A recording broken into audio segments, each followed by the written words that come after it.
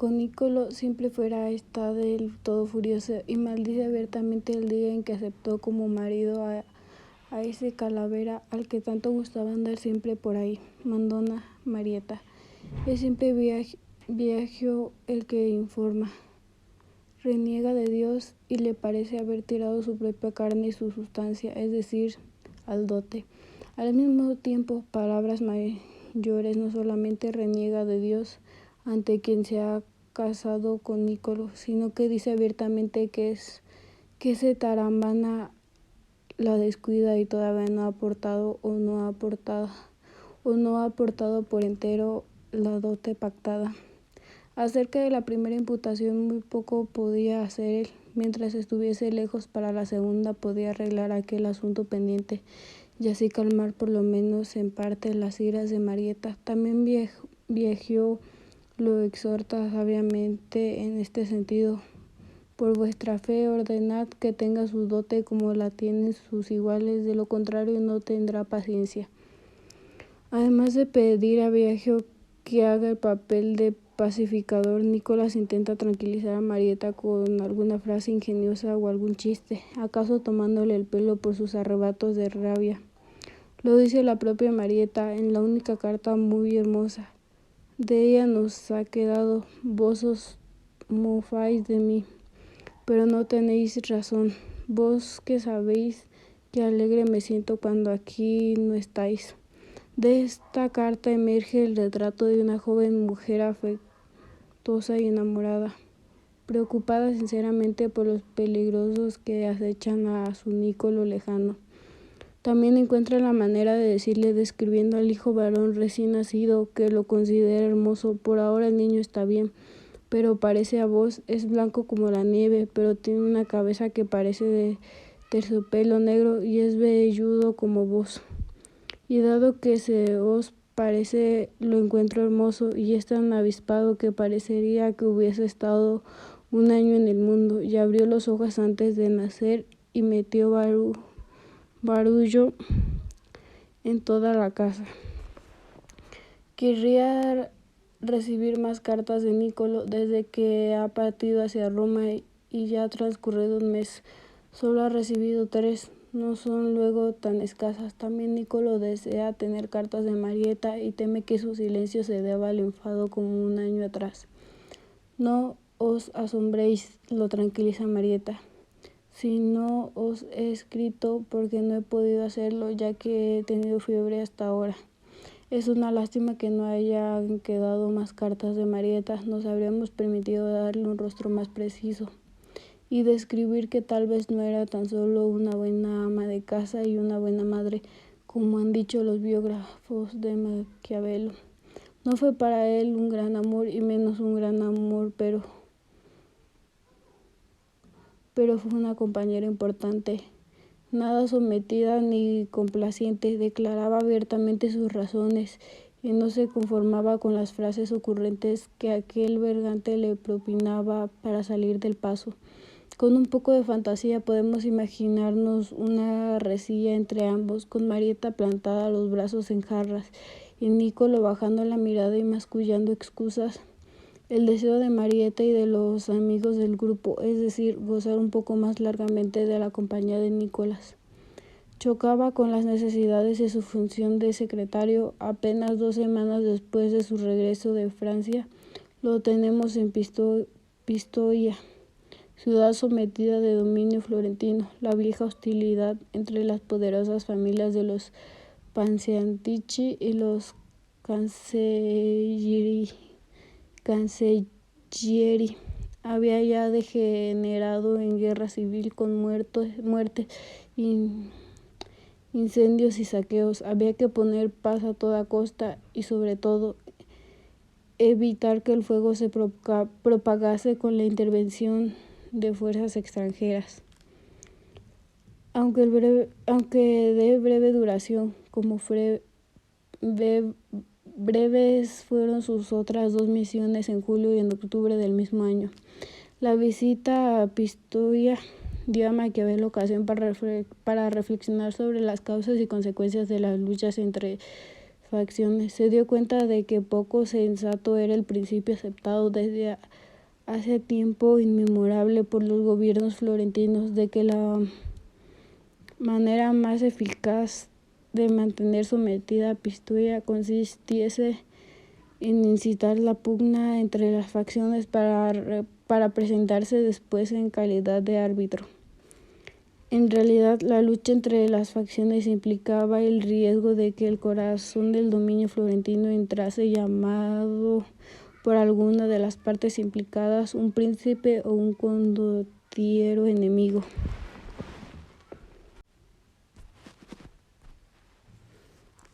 Por tanto, era necesario, como escribió Maquiavelo,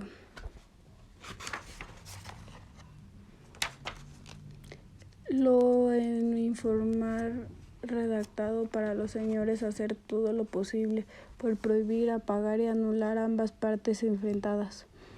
En el caso de Pistoia, la fuerza extranjera lista para intervenir estaba muy cerca y era peligrosísima.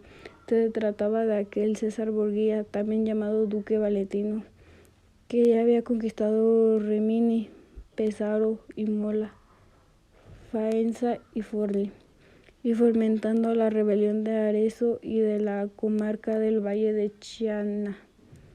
Verdad es que el duque siempre sostuvo que la rebelión no era obra de él, sino del condottiero Vitelloso Vitelli, deseoso de vengar la muerte de su hermano Paolo, pero Vitelloso era un hombre del duque y sus despachos desde Arezzo los firmaba.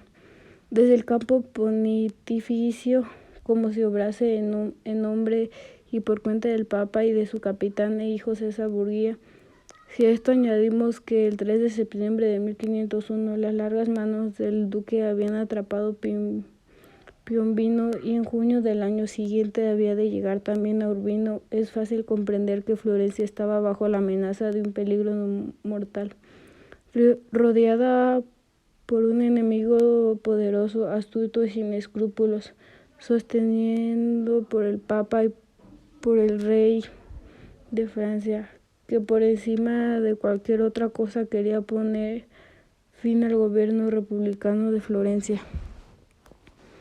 Para ajustar las cuentas a la ciudad, el duque pide a la señoría que le envíe 2 prestigiosos oradores a fin de tratar asuntos importantes. Los señores escogen al ilustre Francesco Soderini, hermano del confaliniero, alcalde mayor Piero y obispo de Volterra, y a nuestro Niccolò, que evidentemente en sus anteriores misiones había sabido conquistar la confianza de sus superiores. Por el camino en Potasieve, un fraile les comunica la caída de Urbino. También de esta manera circulaban las noticias en aquel entonces. Esa misma noche del 22 de junio de 1502 escriben a Florencia para alertar a la señoría. El duque es un hombre astutísimo, que actúa con gran rapidez y tiene además buena suerte. Con semejante hombre hay que mantener los ojos muy abiertos para no acabar como Guidobaldo da Montefeltro, el depuesto duque de Urbino. Delante se habló de su muerte que de su enfermedad. Llegados a Urbino, el Valentino los recibe a las 2 de la noche, 2 horas después del Ave María, en el magnífico palacio ducal recién conquistado, donde se encuentra con poquísimos hombres suyos, con las puertas bien atrancadas y vigiladas, indicando lo poco que se fía de todos, incluidos sus hombres. Era difícil no quedar impresionados ante aquel condottiero de 27 años, de rostro inteligente y feroz, enmarcado por largos cabellos negros. En las antorchas iluminaban con intermitentes relámpagos. En pocos meses aquel hombre ha eliminado mediante el engaño la fuerza, o con uno y otro a la par, y a los altaneros y violentos tiranuelos de la Romaña. Y se murmura que ha sido él quien ordenó el asesinato de su hermano mayor, el duque de Gandía, perpetrado en 1497. Es un hombre al que hay que enfrentarse con cautela, y los dos oradores quieren que los gobernantes de Florencia tengan clara conciencia de ello. Con esa intención les envían una descripción del duque que vale más que un retrato. La firma Francesco Soderini, pero las palabras y el estilo son los de Maquiavelo. Este señor es muy espléndido y magnífico, y tan animoso en las armas que no hay cosa tan grande que no le parezca pequeña, y por obtener gloria y adquirir estado poder jamás descansa ni conoce fatiga o peligro. Antes llega a un sitio que se puede entender de dónde ha partido. Se hace querer por sus soldados, ha acaparado y enrolado los mejores hombres de Italia, cosas todas que lo hacen ser victorioso y formidable, a lo que hay que añadir una persona perpetua fortuna. Tampoco con los dos florentinos pierde su tiempo. César Borgia dice inmediatamente que quiere ser amigo de Florencia, pero que si Florencia no quiere su amistad, está dispuesto a utilizar todos los medios para poner la república en condiciones de no perjudicarlo. Por lo que haga, agrega, seré perdonado por Dios y por los hombres. Dios le importaba poco y menos los hombres, porque bien sabía que el ganador siempre es disculpado. Pues la república, añade, tiene muchas fronteras con mis territorios, y yo quiero estar absolutamente seguro de que nada tengo que temer de vosotros. Pasa después a las amenazas. Ya el año pasado, de haberlo querido, habría podido volver a poner a los Médicis en el poder, imponeros un gobierno duro y humillaros. No lo hice, pero recordad bien estas mis palabras. Vuestro gobierno republicano no me gusta, no puedo fiarme de él. O lo cambiáis o me dais los 36,000 ducados que me habéis prometido hace un año, de manera que yo tenga la prueba de que verdaderamente estáis de mi lado y no se trata solo de palabras. No quiero quedarme con la incertidumbre, si no me queréis como amigo. Pronto me probaréis como enemigo. Estas palabras hicieron a los florentinos, sobre todo les ofende lo que el duque se ha permitido decir acerca de su gobierno, del que están tan orgullosos, y le contestan a tono. La ciudad tiene el mejor gobierno posible, y la ciudad está contenta. Todo el mundo ha de estarlo. Quieren que comprenda que no han acudido para escuchar ofensas o amenazas. Ante la indignación de ellos, el duque se echa a reír. ¿Y qué creáis vosotros? ¿Que yo quisiese que vosotros otra cosa que justificarme? Por lo que Vitelloso Vitelli os ha hecho que en Arezzo, claro, Vitelloso es uno de mis hombres, pero de Arezzo yo no sé nada. No lamento ni mucho menos que hayáis perdido Arezzo y el valle del Chiana. Más aún me alegro y confío en que Vitelloso prosiga así. En cuanto a esperar beneficios de mí, olvidadlo sin más, porque no solamente no lo habéis merecido, sino todo lo contrario. Llegados a estas alturas, los emisarios florentinos juegan la única baza que tienen, la del rey de Francia. Le recuerdan al duque que el rey ha suscrito con la ciudad un tratado de alianza trienal en el que se compromete, tras el pago de una suma importante, a protegerla de cualquier ataque. El duque no se inmuta y contesta como un maestro de la simulación y el engaño. Yo sé mejor que vosotros que es el rey tiene en mente, vais a ser embaucados, y no añade la palabra. Al día siguiente encarga a dos de sus hombres de confianza, Giulio y Paolo Orsini, que digan a los dos florentinos que el duque sería un loco si hubiese hecho todo lo que ha hecho sin el consentimiento del rey. Nosotros tenemos tantos soldados y tanta artillería que, aunque llegasen las tropas del rey, estad seguros de que se alinearían con vosotros contra vosotros, con nosotros contra vosotros. Si decimos atacar vuestra ciudad, podemos cabalgar 40 millas diarias y estar ante vuestras murallas antes de que estéis en condiciones de organizar cualquier defensa. Tal vez se trataba de una exageración, tal vez era el duque el que necesitaba la amistad de Florencia, por eso trataba de seguirla ahora con la promesa de ofrecer a la ciudad una ayuda más válida que la del lejano y poco fiable rey de Francia, ahora con la amenaza de convertirse en un enemigo implacable.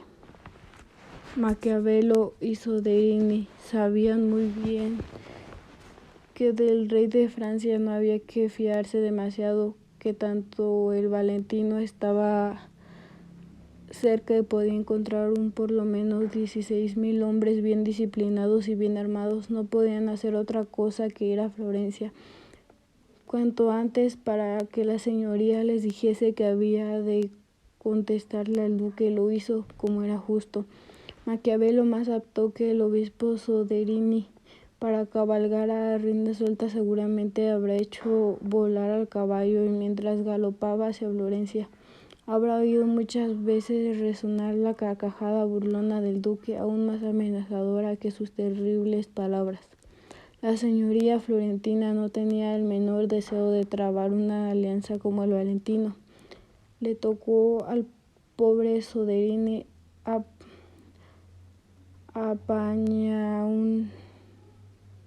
apañarse como pudo frente a las constantes exigencias del duque. A decir verdad, era cada día más afable y en vez de amenazar con el uso de la fuerza, esforzaba por convencer a los florentinos de que la alianza les convenía. Insistía en el hecho de confiar siempre y solamente en Francia. Ocultaban un evidente peligro, dado que si la ayuda francesa hubiese sido escaso, no resultaría nunca suficiente para proteger la ciudad, y en caso de ser ingente para Florencia, constituirá una obligación sumamente pesada. En vez de levantar la voz, ahora insistía en el hecho de que solo él, con su autoridad y con sus armas, estaba en condiciones de poner freno a Vitellozzo Vitelli, a los Orsini, todos ellos enemigos jurados de Florencia. El obispo Soderini estaba totalmente de parte del duque, tal vez por miedo o por estar convencido de que su alianza era lo mejor para Florencia. En sus cartas escribía que el duque hablaba con el corazón en la mano y que le conformaba con que se respetasen los acuerdos establecidos en Campi. En su última misiva desde Urbino relató que cuando había leído al duque la carta en la que los señores reiteraban una vez más que no querían la alianza, lo había visto cambiar por completo. Por un instante su rostro había revelado la decepción. ¿Acaso justamente en esos instantes, cuando se esfumaba la posibilidad de un acuerdo con Florencia, concibió el extraordinario plan que pocos meses después había de asombrar a todos, incluido nuestro Niccolò, quien cavilaba en el palacio, hecho sobre todo lo que había visto y oído durante su breve visita a la corte del duque? El gran teatro de la política. Habían transcurrido poco más de 3 meses, en su mayor parte dedicados a los asuntos de la Cancillería, aparte de 3 viajes de Arezzo para dirigir el regreso de la ciudad al dominio de Florencia, y Maquiavelo pudo volver a encontrarse con el duque, esta vez solo en Imola. El azar se divertía enfrentando a un príncipe que era maestro en el arte de la simulación, habilísimo en el uso de las armas como en el de las palabras, y a un observador de los asuntos políticos que sabía, mejor que cualquier otro, escrutar detrás de las máscaras y captar la verdad de las cosas, incluso en un gesto mínimo del rostro o en una frase dicha por casualidad.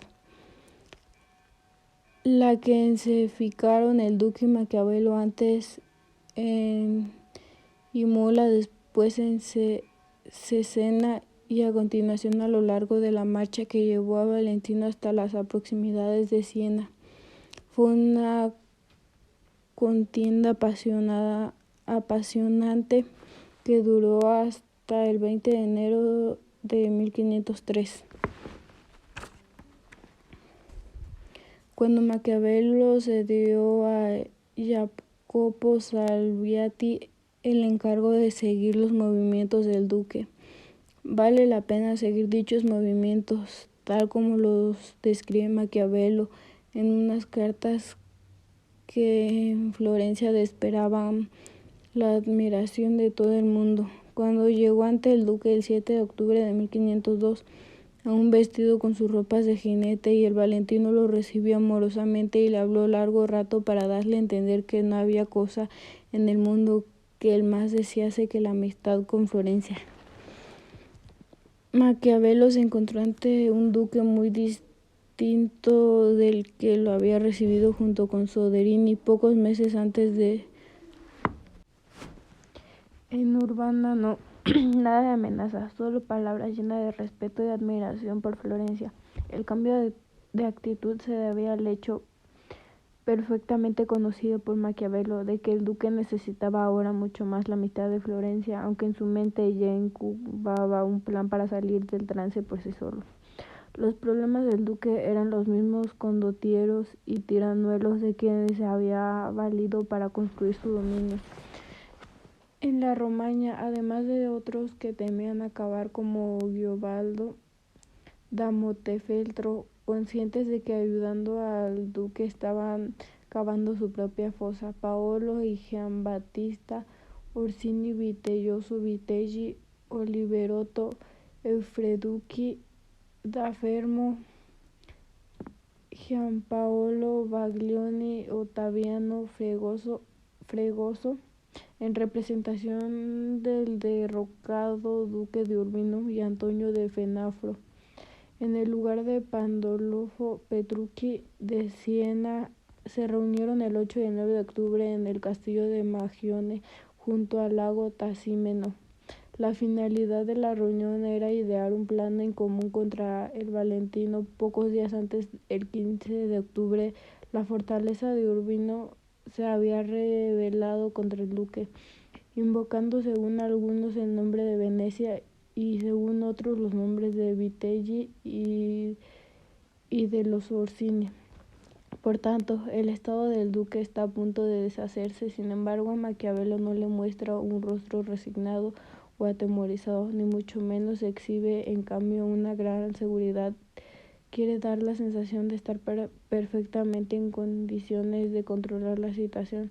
La reunión de mis enemigos en la Magione, le dice Maquiavelo, es una dieta de fracasados. Un juicio parecido había expresado el embajador de la República Veneciana ante la corte papal, cuando había dicho que al ponerse en contra del Valentino los conjurados habían tomado un tosigo a término, un veneno de efecto retardado. La razón por la cual los conjurados tienen las horas contadas está muy clara. Explica cómo el duque a Maquiavelo para atacarme. Esos locos han escogido el momento equivocado con el rey de Francia en Italia y con mi padre, el Papa Alejandro VI, bien vivo y sano. Yo puedo disponer de fuerzas muy superiores a las de ellos. La pérdida de Urbino pues me preocupa poco, porque no he olvidado ni mucho menos la manera de conquistar esa fortaleza. El duque pronuncia esas palabras para convencer a Maquiavelo y a los florentinos de que resultara vencedor en el choque con esos miserables tiranos, y que de este modo, por su propio interés, Florencia ha de alinearse con él desde ahora, en vez de aguardar a ver cómo se desarrollan los acontecimientos. Vitelloso y los demás, añade el duque, son tan enemigos míos como vuestros. Después de la conquista de Faenza, Vitelloso se arroja a mis pies para implorarme que llevase a las tropas contra Florencia. Yo rechacé sus ruegos y ni siquiera permití que Pedro de Médicis se alojase a nuestro campamento. Maquiavelo quiere saber algo más sobre la alianza que el duque aspira a realizar y sobre sus planes contra los fracasados de la Magione. Trata de introducirse bajo cuerda, de sacarlo de su madriguera, de hacerlo hablar, pero el duque no cae en la celada. Rodea el asunto y deja a Maquiavelo en ayunas. Vuelve a aparecer unos días después, jubiloso, en una carta de Monseñor Giovanni Ferreri, obispo de Arles y orador del Papa ante el rey de Francia, fechada el 4 de octubre, quien le comunica que el rey y el cardenal de Rouen están muy bien dispuestos hacia él y ya han dado la orden de enviarle 300 lanceros al mando de Monseñor de Laques. Hasta que quiere Maquiavelo vea la firma del arzobispo de Arles y se dé cuenta de que la carta es auténtica y de que el rey de Francia está verdaderamente de su parte, y añade: ahora mira, secretario, esta carta escrita respondiendo a la demanda que yo hice para asaltar Bolinia. Y mira qué gallarda es, piensa en cómo será la que obtendré para defenderme de aquellos, los conjurados de la Magione, a quienes en su mayor parte de su majestad el rey tiene por enemigos acérrimos, porque siempre han intentado en Italia dar algún jaque en su perjuicio. Créeme que este asunto me aprovecha y ellos no podían descubrirse en tiempo que menos me ofendiese. Ni yo podía desear cosa que me fuese más útil, porque esta vez sobre de quienes habré de guardarme y conocerme a los amigos. Que el duque ganara era la cosa de Maquiavelo. Había comprendido desde el primer momento y se lo dice abiertamente. El 19 de noviembre no para adularlo, sino para que comprendiese que él también había evaluar las situaciones. Le dije: escribe a Florencia que yo siempre lo había dado por ganador, y que si el primer día yo hubiese escrito como veía el asunto y ahora él lo leyese, le pareciera una profecía. Había llegado a esa conclusión fundándose en un sutil razonamiento que, sin embargo, iba contra el sentido común. El duque resultará vencedor, pensó, porque estaba solo y tenía que vencerlas con muchos enemigos. La fuerza del duque residía justamente en su aparente debilidad. Estando solo, el duque podía actuar con rapidez y eficacia. Sus enemigos, divididos entre sí por odios y hostilidades, nunca lograrían ponerse de acuerdo sobre un plan de acción eficaz. Las cartas que enviaba la señoría a mediados de octubre revelan de manera inequívoca que Maquiavelo había comprendido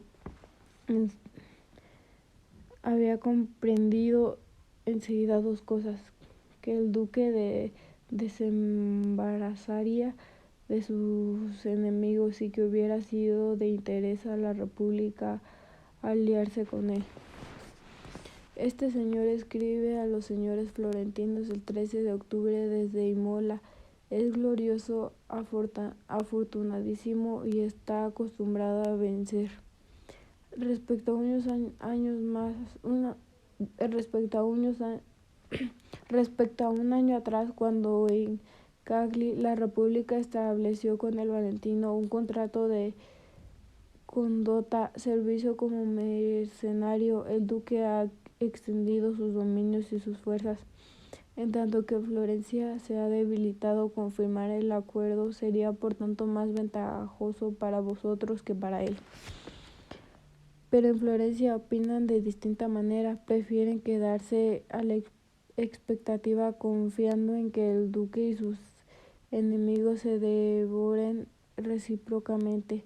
No acogen la advertencia que Maquiavelo había ofrecido, aunque de manera velada. Si os obstináis en permanecer neutrales, ocurrirá que la parte vencedora, sea la que fuere, no sentirá hacia vosotros obligación alguna de agradecimiento, o hasta será vuestra enemiga. Más aún, los señores toman a risa el asunto, como le da a entender el buenazo de Biagio en una carta del 15 de noviembre. Nicolo, quedaréis decepcionado porque creísteis de tal forma lograr algún resultado para agrandarse a aquel señor. Sois un carajo, añade, si pensáis que nosotros queremos obligarnos a el Valentino. Aparte de tomarle el pelo por sus juicios políticos, Biagio mantenía informada a Maquiavelo sobre todo aquello de cierta importancia que le ocurría a Florencia. Le aseguraba que Lorenzo di Giacomino pronto entregaría el vino que Nicolás había comprado y se había comportado como hombre de bien al pedir 5 ducados. De manera que caeréis en la ruina, comentaba bromeando. Le comunicaba que Lorenzo di Rómulo, por una riña jugando a los naipes, había arrojado un sueco contra Antonio de ella Valle, lastimarlo en un riñón, y que ambos se miraban con ojeriza. Con el tiempo se apaciguarían, pero habían que aguardar hasta que Antonio se curase por último, además de ponerlo al corriente sobre las iras de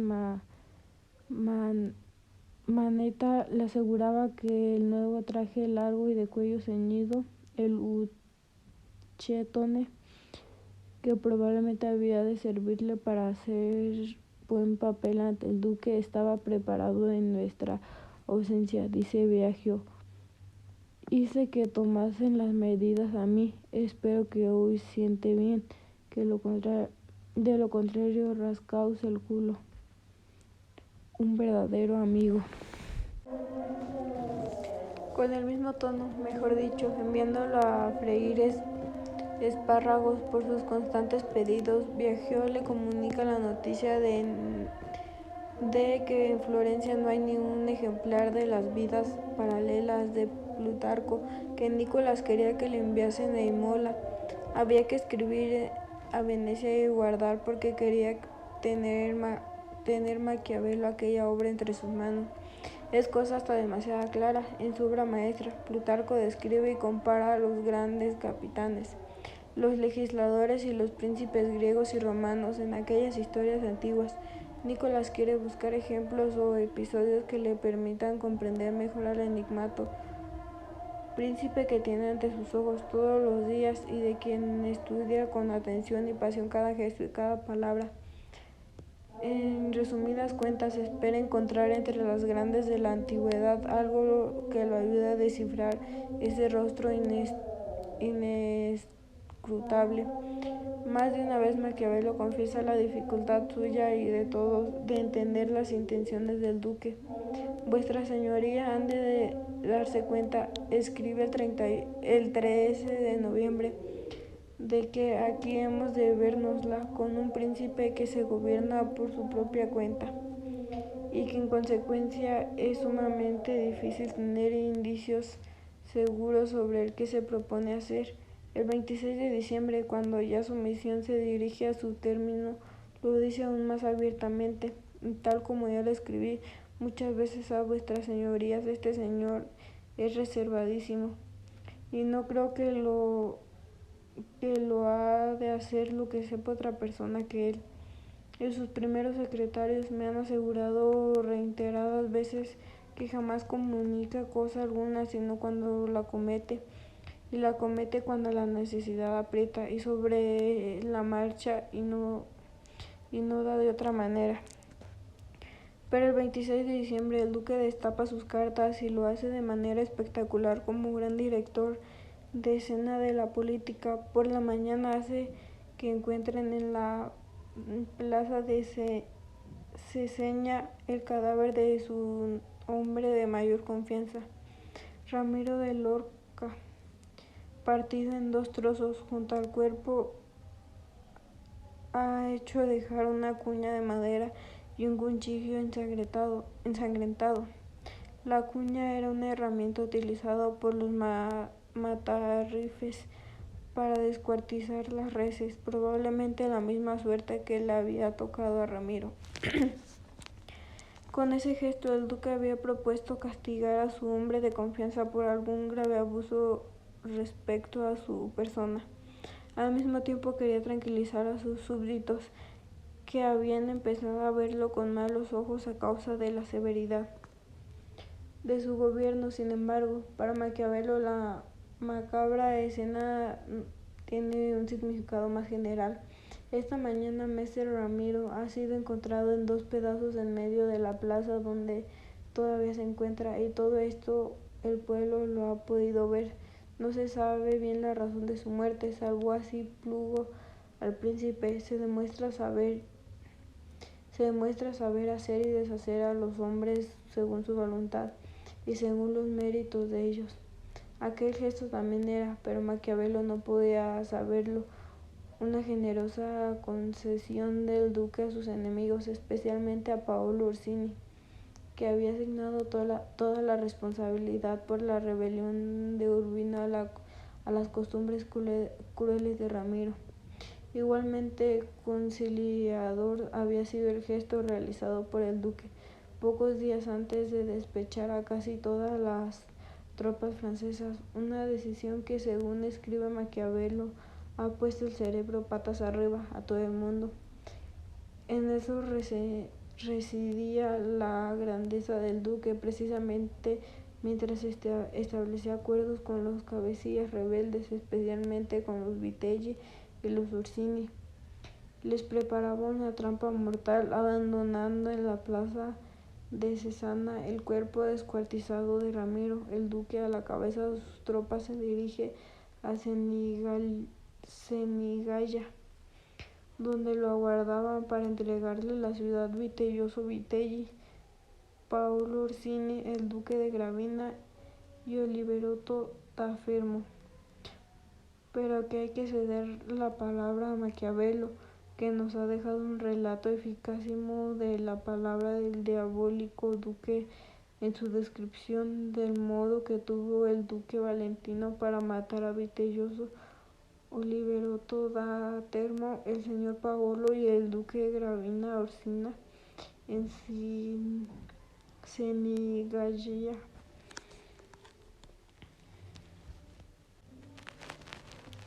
Vitellozzo, Paolo y el duque de Gravina salieron montados en mulas al encuentro del duque, y Vitellozzo, desarmado con una capa forrada de verde, afligido como si tuviese conciencia de su futura muerte, daba de sí conociendo la virtud del hombre y su pasada fortuna cierta admiración, y dicen que cuando dejó a sus agentes para acudir a Senigallia a encontrarse con el duque, actuó con estas como que en una última despedida, y encomendó a sus jefes su casa y la fortuna de ésta, y a los sobrinos advirtió que no la fortuna de la casa, sino la virtud de sus padres y de sus tíos recordasen.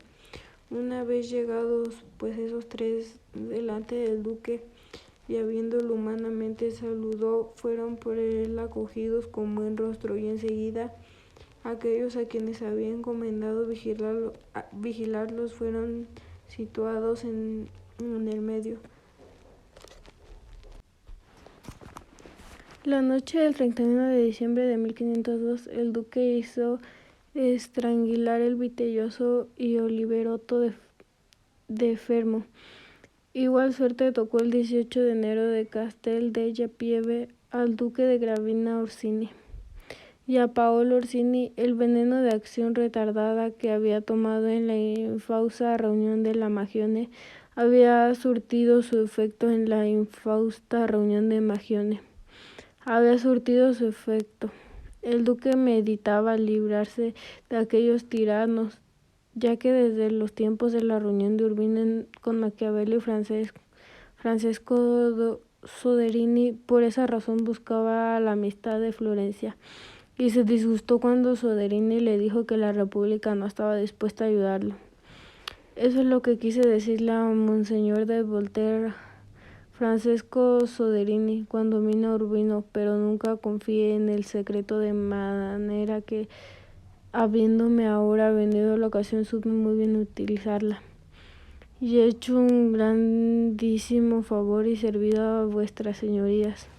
La misma noche de la matanza de Senigallia, el duque se toma la molestia de hacer llamar a Maquiavelo para renovar la demanda de amistad de Florencia. Llamóme luego alrededor de 2 de la noche, las 7 de la tarde, y con el mejor aspecto del mundo se alegró conmigo de ese suceso, diciéndome que había hablado de él el día anterior, pero no del todo abiertamente, como era cierto. Maquiavelo quedó impresionado por las acciones y las palabras del duque, y así lo confiesa a los señores. Añade, tras haber enumerado las solicitudes del duque: qué bueno sería enviar en calidad de embajador a un hombre de gran prestigio, con autoridad para cerrar acuerdos formales. Esta vez no se queda en ayunas. El 20 de enero llegó la Coppola Beati y Maquiavelo pudo despedirse del duque, que horas aseciaba a Siena tras haber tomado cita di Castello y Peruagi. Regresaba a Florencia lleno. Reunidas ya, por tanto, todas las acciones del duque, no sabría reprochárselas. Es más, me parece oportuno como le he hecho, ponerlo como modelo a imitar para todos aquellos que por su fortuna o con las armas de otros han alcanzado el imperio.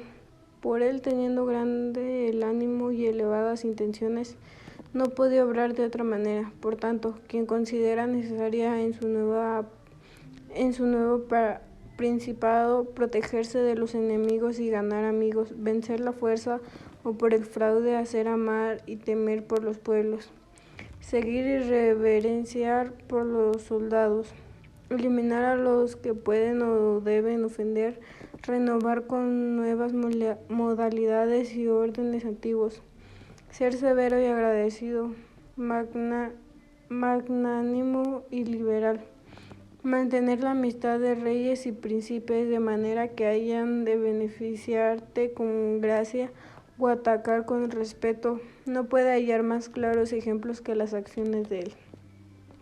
Fuerza de ánimo, anhelo de hacer cosas grandes, rapidez y secreto en las decisiones, capacidad militar. Maquiavelo había encontrado en el duque todo aquello que le faltaba de la República Florentina y que tanto la debilitaba, hasta el punto de que cualquier mínima sacudida podía significar su ruina.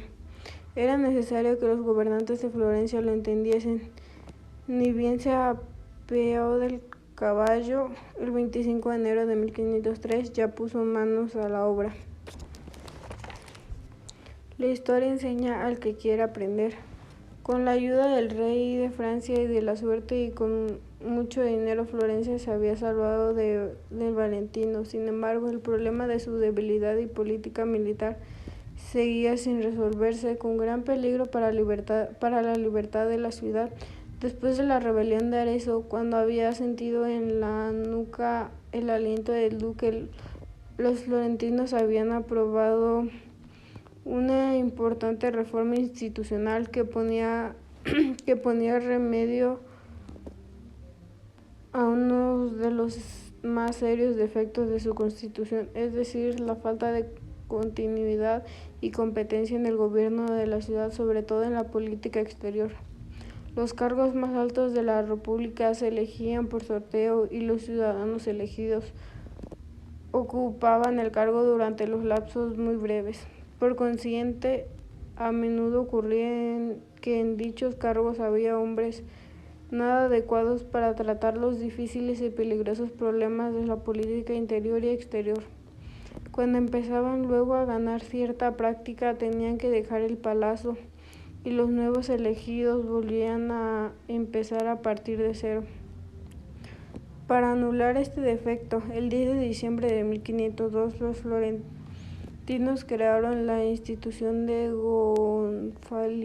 gonfaloniere a perpetuidad, y para cubrir el nuevo cargo eligieron a Pierre Soderini, hermano de aquel Francesco Soderini que había ido a Urbino junto a Maquiavelo. La República ganaba sabiduría política y mejoraba su capacidad de hacer frente a situaciones críticas y quedaba sin embargo el problema de la falta de una fuerza militar y en razón de los pesados gastos de la ciudad había tenido que asumir para obtener la ayuda del rey de Francia, también el de una grave crisis financiera. El nuevo confaloniero estimaba mucho a Maquiavelo por su rectitud, su inteligencia y la amistad que siempre había demostrado hacia su familia.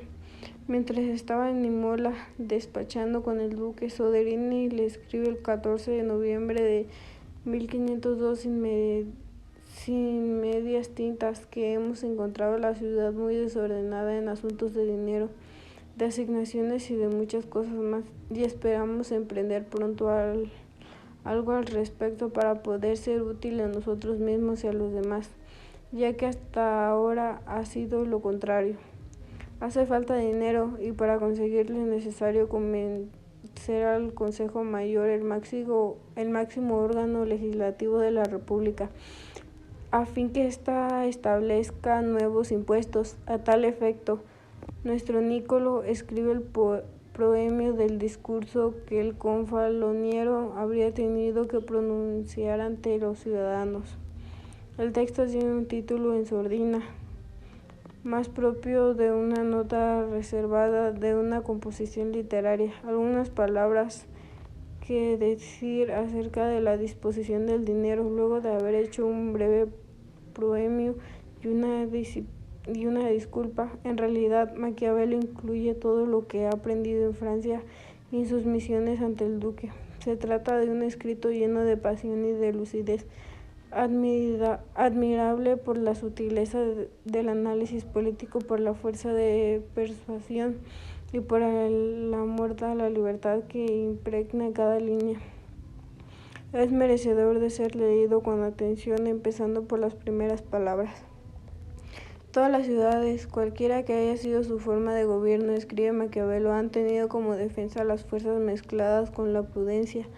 Aquellas sin esta no son suficientes, porque la prudencia sin las fuerzas no sirve, y las fuerzas sin la prudencia no bastan para gobernar los asuntos políticos y conservar los estados. Por esta razón, fuerza y prudencia son el nervio de cuantos estados hubo y habrá.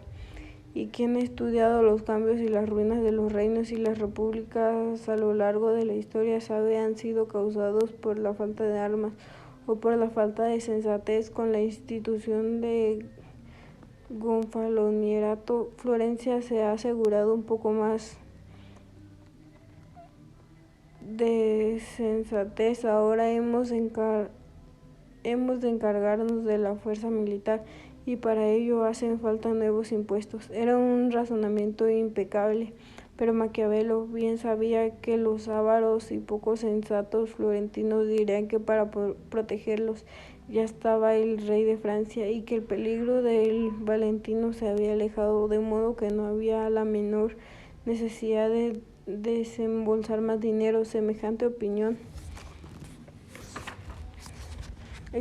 explica Maquiavelo, es temeraria porque cada ciudad, cada estado de considerar enemigos a todos aquellos que pueden confiar en ocuparle lo suyo y de quienes ella no se puede defender. Ningún estado que viva a merced de otros ha gozado jamás de seguridad. Tras enunciar el principio general para disipar las ilusiones de tus conciudadanos, pone ante sus ojos la situación real en que se encuentra Florencia. Estáis desarmados y vuestros súbditos ni os aman ni os temen. Mirad alrededor, empezando por la Toscana. Estáis entre Lucca, Siena, Pisa, ciudades que desean vuestra muerte más que su propia vida.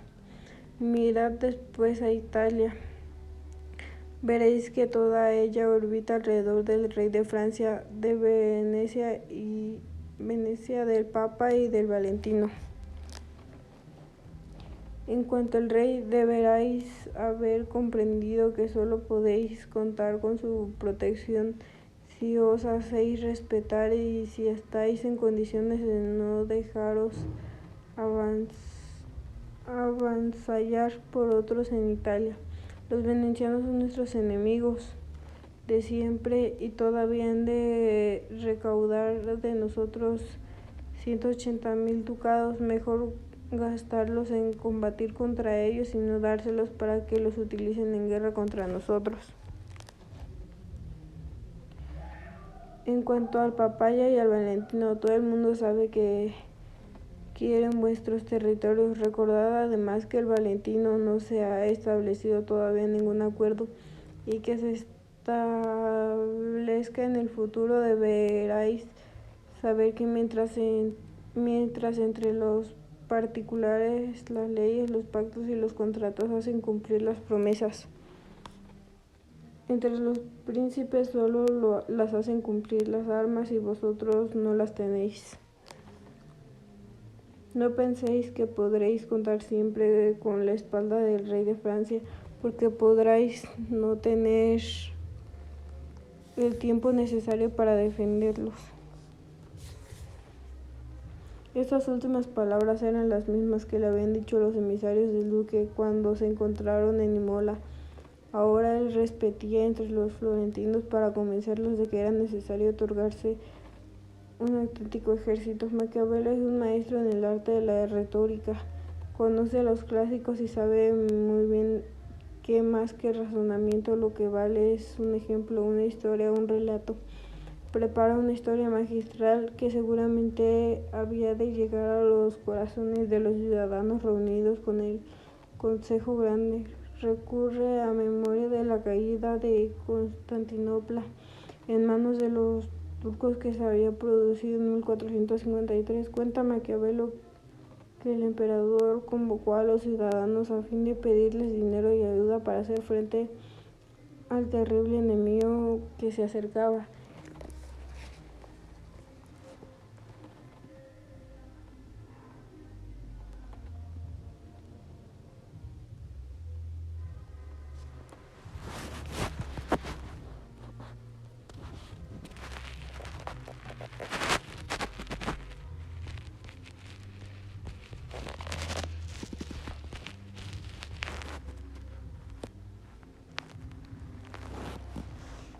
Ellos se informaron del asunto, se produjo el asedio y en cuanto oyeron el estruendo de los cañones se batían las murallas y los alaridos de las tropas turcas, llorando acudieron al emperador con puñados de dinero en el regazo. Él los expulsó diciéndoles: id a morir con ese dinero, dado que no habéis querido vivir sin él. Si continuarais así, acabaréis de la misma manera. Y bien sabéis que cuando el Valentino pasó con sus tropas estuvisteis muy cerca de ello. Yo os digo, concluyendo Maquiavelo, que la fortuna no cambia sentencia donde no se cambia el orden, y los cielos pueden o quieren sostener algo que de todas maneras quiera derrumbarse, cosa que no puede creer al veros libres ciudadanos florentinos y estar en vuestras manos vuestra propia libertad, por la cual yo creo que tendréis aquel respeto que siempre ha tenido aquel que ha nacido libre y quiere vivir libre. No sabemos si Soderini u otros utilizaron correctamente este escrito de Maquiavelo para conseguir la autorización de imponer nuevos gravámenes. El hecho de que Soderini logró por fin que se aceptara una ley sobre la imposición de un diezmo a los bienes inmuebles, incluían las propiedades eclesiásticas, quedaba por resolver. Sin embargo, el problema de la política que se habían de aplicar a las poblaciones y ciudades sometidas al dominio florentino. A veces Florencia era demasiadamente clemente, a veces demasiado severa y siempre lenta con la toma de decisiones. Maquiavelo interviene en el asunto con otro breve escrito titulado De la manera de tratar a los pueblos sublevados del Valle de Chana.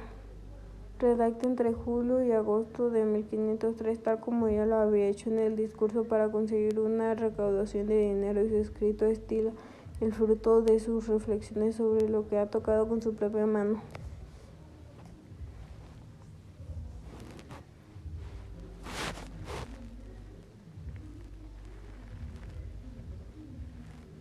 en Arezzo y en otras ciudades que se habían rebelado al dominio florentino. También en este caso recurre significativamente a la historia como maestra de vida y de sabiduría política, y señala a los gobernantes florentinos el ejemplo de la antigua Roma republicana. Comienza el ensayo citando sin más un largo discurso de Furio Camilo extraído de la historia de Roma. Del libro del discurso de Camilo toma el principio que los romanos, al tratar con los pueblos, se habían rebelado a su dominio, seguían dos caminos: intentaban ganar su confianza con los beneficios o los castigaban de manera que ya no pudiesen perjudicarlos. Consideraban perniciosa cualquier otra vía intermedia. La amenaza del Valentino, según observa Maquiavelo, no se ha desvanecido del todo. Es posible que el duque vuelva a tender sus manos hacia Arezzo. Su plan siempre ha sido conquistar en la Toscana los territorios lindantes con los estados que ya posee. Para él no está el momento oportuno para atacaros, pero no hay que olvidar que una de las características del duque y de su padre, el papa, es saber aprovechar muy bien las ocasiones, cosa que Maquiavelo había visto en sus propios ojos Senigallia. Si luego se tiene presente también la brevedad de la vida del pontífice, ya muy entrado en años, es lo lógico suponer que en la primera ocasión el Valentino intentará poneros en dificultades.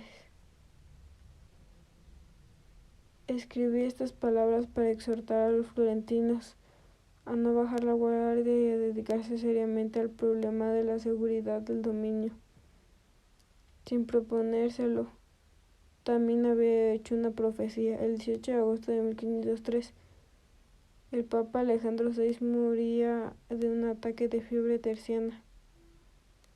El 24 de octubre, después de anulada su partida en primera instancia, Maquiavelo emprende viaje hacia Roma para seguir de cerca el desarrollo de conclave y para ocuparse de reclutar nuevas tropas.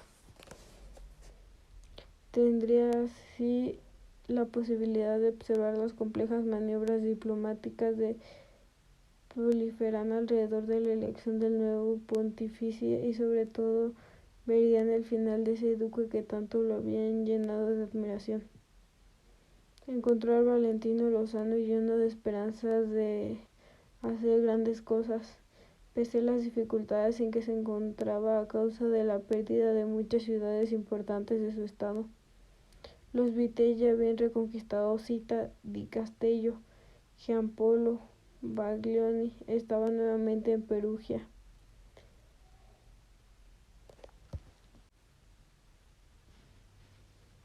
El nuevo pontífice es el cardenal de San Pietro in Vicoli,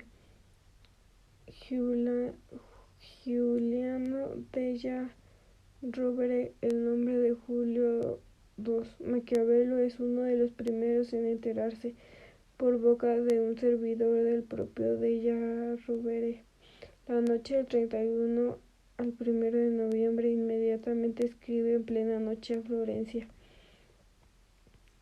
Contento de poder dar una noticia tan importante antes de que fuese pública, a la mañana siguiente envía solo unas pocas líneas para confirmar: en nombre de Dios aviso a vuestras señorías que esta mañana el cardenal de San Pietro in Vicoli ha sido declarado nuevo pontífice, que Dios quiera hacerlo útil para la cristiandad. El nuevo papa debía su elección a los votos del cardenal de Rohan y de los cardenales españoles controlados por el duque.